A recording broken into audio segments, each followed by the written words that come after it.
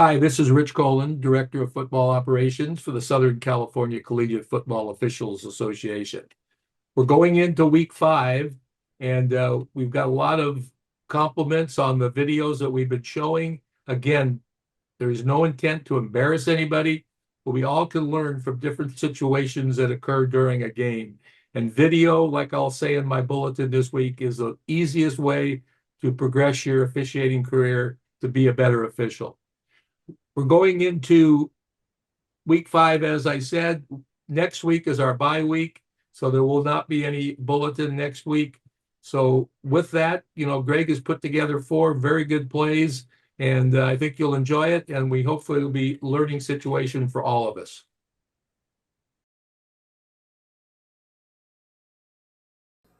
Wanted just to quickly first review the NCAA rules around goal line extended. For any of those out there that get my high school bulletins, we talked about this in some detail in that bulletin this week, and there are some key differences that we need to know on Saturday. So I just have the one slide here for NCAA, but the goal line is extended only for a runner who is touching the ground in the end zone or the pylon. So yes, contact with the pylon does matter in NCAA. If a runner is not touching the end zone or the pylon, then the ball should be spotted at the foremost point where it went out of bounds. So pylon matters here, and then a body part down on the goal line or in the end zone, since the goal line is part of the end zone here. Body part down in the end zone or making contact with the pylon, and we would have a touchdown on Saturday.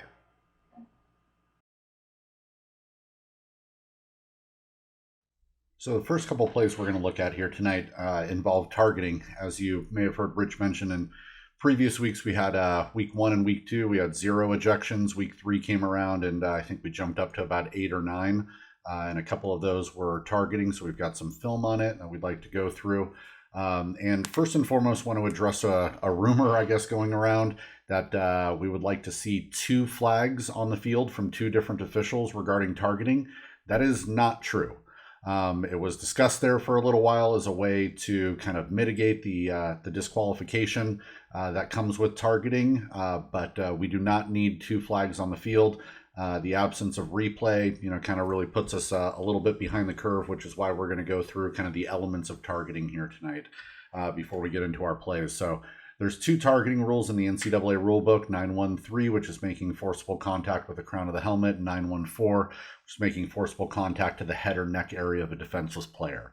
So the checklist that I have put together, for myself and use on the field, certainly take it, make it your own, use my checklist, whatever you like to do. But the first question that I like to ask myself is, was the player defenseless? And the NCAA rulebook does a great job defining a defenseless player for us in 227.14 and in 914. I'm not going to go through all of these. You can hit pause and take a look or look them up in the rulebook. But was the player defenseless is the first question that I always like to ask myself. And if that player is defenseless, then contact does not need to be made with the crown of the helmet. So now we have a 914 situation, which is forcible contact to the head or neck area of a defenseless player. And that contact, forcible contact, can be made with the helmet, the forearm, the hand, the fist, the elbow, or a shoulder. And then this foul targeting also requires 1 indicator of targeting, and we'll get to indicators here in a second. If that player was not defenseless and meets the criteria of a defenseless player, then targeting can only be called if the contact is made with the crown of the helmet, and that's 913. A new rule in 2022 that NCAA, I guess not new, but in addition to the targeting rule, is that NCAA defined the crown of the helmet as the top segment, namely the circular area defined by a 6-inch radius from the apex or the top of the helmet. And again, with 913, it requires at least 1 indicator of targeting as well. Those indicators are listed in 914, note 1.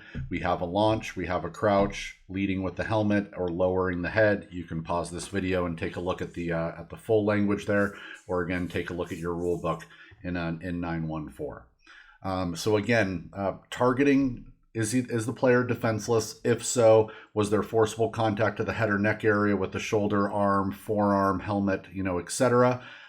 If you've got it, you've got it, and then ask yourself what the indicator is. It doesn't need to be a conversation on the field, necessarily, but we want to make sure that we go through all the elements of targeting, because this is a disqualification. In the first half, that player would be gone for the rest of the game. In the second half, more than likely that film is going to come to SCCFOA and SCFA, and we're going to be asked to rule on it. So that being said, let's get into a couple of plays and go through our checklist. So in this play, we're looking at the action on the quarterback, who in this case gets beat up pretty bad there. We've got flags from both the referee and the umpire in the offensive backfield there. And we're going to go through our checklist. So was this player defenseless? And we're looking at a quarterback just after the pass here, and a passing posture, or just after the pass. And so this player is defenseless, yes. So we know from 914 that it just could be forcible contact to the head or neck area with any part of the body. And we had, kind of the crown of the helmet, helmet to helmet there. And then when we asked about the indicator, it was lowering the head. He's not really necessarily launching or crouching. He was trying to, bat the ball, but then came down on the quarterback and right about there lowered his head and made forcible contact to the head or neck area with the quarterback. So this was a call for personal foul, roughing the passer with targeting on the field, and that's how we would like this announced, even at our level in the absence of replay. And then, we took them 15 yards and an automatic first down. So this was a good call that was upheld for targeting. In this play, we're going to pay attention to the action on the receiver, I believe at the bottom of the screen here. But let's go through our aspects of targeting after watching this play. We'll play it back one more time here. But as this receiver comes across, does not complete the catch, and we've got contact to the head or neck area there. So is this player defenseless? And as a receiver in the act of making a catch, we can say yes. There's a pretty clear definition on a defenseless player here. And then, as we know, with a defenseless player, contact does not need to be made with the crown. Any forcible contact to the head or neck area with the shoulder, forearm, helmet, etc. So we've got the forcible contact to the head or neck area. And it does not need to be with the crown. And then the indicator here, could be lowering the head to make that blow. So you hear coaches and some officials talk about, keep your eyes up, keep your head up, etc.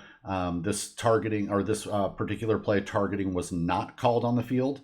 We would have supported a targeting call on this field, or on this call. This was a personal foul for unnecessary roughness, but as I said, targeting would have been supported.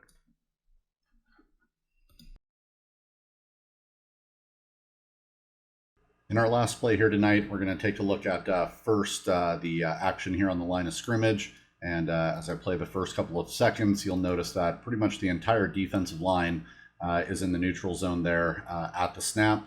And we let this play go off. It looks like there was a little bit of contact between maybe the nose guard and the center there. Let's see, if I freeze it right here, looks like we've got contact there in the middle, maybe a little bit up at the top of the screen. And the ball isn't even in the quarterback's hands yet, and now we see the snap, coming out.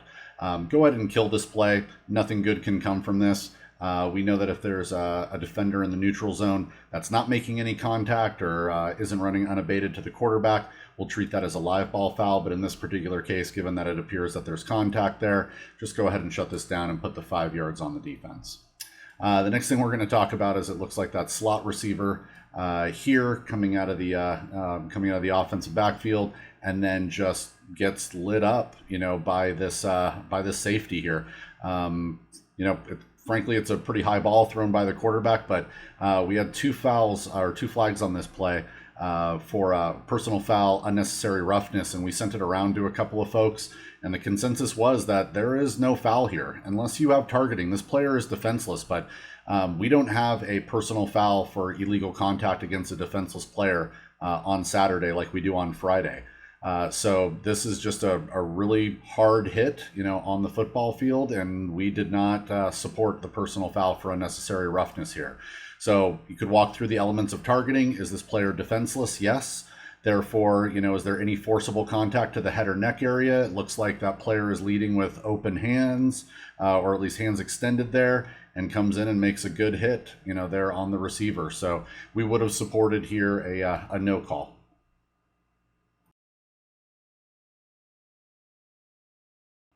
And finally tonight, just a couple of questions here for some pregame discussions. A, 4th and goal from the B7. Back A21 runs to the right pylon and dives at the B3 for the pylon. He is contacted in the air and tackled out of bounds 1 yard beyond the goal line.